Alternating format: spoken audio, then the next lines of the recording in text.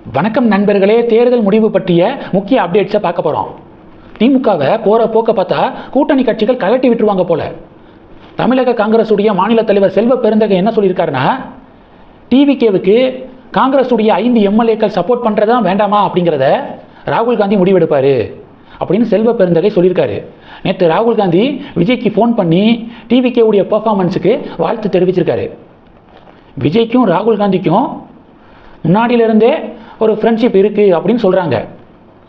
ராகுல் காந்திக்கும் ஸ்டாலினுக்கும் சமீபத்தில் சண்டை வந்திருக்கு. தொகுதி பங்கீடு விவகாரத்தில் ஸ்டாலின் மீது ராகுல் காந்தி அதிருப்தியில் இருப்பதாக சொல்லப்படுது. அதனால் 2029 பாராளுமன்ற தேர்தலை கருத்தில் கொண்டு டிவிகே காங்கிரஸ் கூட்டணி அமைப்பதற்கு ஹை சான்ஸ் இருக்குது.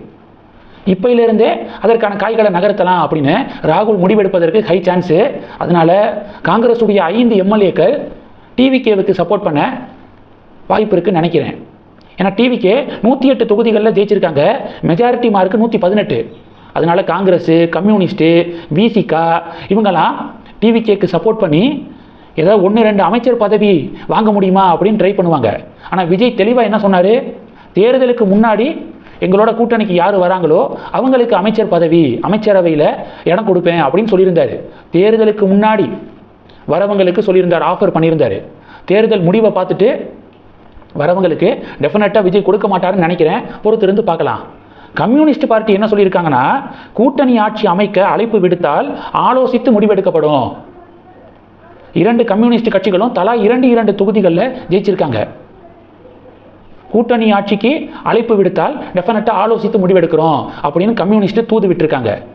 விசிகா தலைவர் திருமாவளவன் என்ன தெரியுமா சொல்லியிருக்காரு, இவ்வளவு நாள் விஜய சங் பரிவார் அமைப்பு இயக்குது, ஆர்எஸ்எஸ் இயக்குது அப்படின்னு சொல்லிட்டு இருந்த திருமாவளவன் இப்போ என்ன சொல்லியிருக்காருன்னா, தமிழக தேர்தல் முடிவு திமுக கூட்டணிக்கும் டிவிகேவுக்கும் ஆதரவாக விழுந்த வாக்குகள் சங் பரிவார் அமைப்புக்கு எதிரான வாக்குகள் அப்படின்னு இப்போ தேர்தல் முடிவுக்கு பிறகு அறிக்கை வெளியிட்டிருக்காரு. அப்புறம் எதுக்காக எலெக்ஷனுக்கு முன்னாடி விஜய சங் பரிவார் அமைப்பு இயக்குது அப்படின்னு சொன்னீங்க? இப்போ விஜய்க்கு விழுந்த வாக்குகள் சங் பரிவார் அமைப்புகளுக்கு எதிரான வாக்குகள் அப்படின்னு இப்போ எதுக்காக பல்ட்டி அடிக்கிறீங்க அப்படின்னு கமெண்ட் செக்ஷனில் பலர் கேள்வி எழுப்புறாங்க. வலதுசாரி அரசியலின் முதுகெலும்பு முறிக்கப்பட்டுள்ளது, இந்த மண்ணில் சங் பரிவார் அமைப்பு வாலாட்ட முடியாது அப்படிங்கிறத இந்த தேர்தல் முடிவு உணர்த்தி உள்ளது அப்படின்னு திருமாவளவன் அவர்கள் அறிக்கையை வெளியிட்டிருக்காரு. இந்த அறிக்கை பெரிய புயலை கிளப்பியிருக்கு. உங்களோட கூட்டணி படுதோல்வி அடைஞ்சிருக்காங்க. நீங்கள் என்னமோ உங்கள் கூட்டணி வெற்றி பெற்ற மாதிரி பதிவுகள் போட்டுக்கிருக்கீங்க. ஓ, டிவிக்கு பக்கம் தாவுறதுக்கான அச்சாரமா இது அப்படின்னு இப்போ பாஜக காரங்களாம் கொஸ்டின் கேட்குறாங்க. இது விசிகா தலைவர் திருமாவளவன் அவர்களுடைய அறிக்கை. அடுத்து அதிமுக பாஜக கூட்டணி பக்கத்து வரலாம். சாத்தூர் தொகுதியில் நயினார் போட்டிட்டார்ல, நம்ம ஒரு 15 நாளைக்கு முன்னாடியே சொல்லியிருந்தோம். சசிகலா சாத்தூர் தொகுதியில் இசக்கி ராஜாவை வேட்பாளராக களமிறக்கியிருக்காங்க.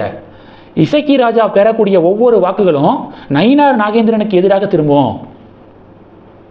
இசக்கி ராஜாவுடைய வாக்குகளை பொறுத்து தான் நயினார் ஜெயிப்பாரா தோற்பாராங்கிறத சொல்ல முடியும் அப்படின்னு 15 நாளைக்கு முன்னாடியே நம்ம வீடியோவில் பேசியிருந்தோம். ரிசல்ட் அப்படி தான் அமைஞ்சிருக்கு. நயினார் நாகேந்திரன் சாத்தூர் தொகுதியில் கிட்டத்தட்ட 6000 வாக்குகள் வித்தியாசத்தில் தோற்றுருக்காரு. சசிகலா சார்பாக நிறுத்தப்பட்ட இசக்கி ராஜா 11,415 வாக்குகளை வாங்கியிருக்காரு. நயினார் தோத்தது 6000 வாக்குகள் வித்தியாசத்தில், இசக்கி ராஜா வாங்கினது 11,415 வாக்குகள். நான் சொன்னது கரெக்ட் ஆயிருச்சா? இந்த அப்டேட்டையும் பார்க்குறோம். அடுத்து பார்த்தீங்கன்னா, நியூஸ் தமிழ் 24x7 என்ன அப்டேட்டை வெளியிட்டிருக்காங்க தெரியுமா? இந்த தேர்தலில் பாஜக படுதோல்வி அடைஞ்சிருக்கு. தமிழகத்தில் 27 தொகுதியில் போட்டியிட்டு ஒரு தொகுதியை ஜெயிச்சிருக்காங்க. ஓட் ஷேரும் 3% ட்ராப் ஆகிருக்கு. போன தேர்தலையாவது 4 எம்எல்ஏக்களை பாஜக வாங்கினாங்க, இந்த வாட்டி 1 எம்எல்ஏ. அப்போ பிஜேபியை பொறுத்த வரைக்கும் படுதோல்வி. காய் நகர்த்தும் அண்ணாமலை அப்படின்னு ஒரு தலைப்பு செய்தி வெளியிட்டிருக்காங்க. அண்ணாமலை அவர்கள் பாஜக மேலிட தலைவர்களை சந்திக்க நேரம் கேட்டிருக்காராம். இந்த தேர்தல் முடிவுக்கு பிறகு பாஜகவை மீட்டு கொண்டு வருவது பற்றியும், ஃப்யூச்சரில் தமிழக பாஜக எந்த ரூட்டில் போனால் அதுக்கு ஸ்கோப் இருக்குது, எதிர்காலம் இருக்குது, இது பற்றிய டிபேட்டுக்காக, டிஸ்கஷனுக்காக அண்ணாமலை டெல்லி கூடிய விரைவாக பயணிக்க இருக்காராம், டெல்லி கிளம்ப இருக்காராம்.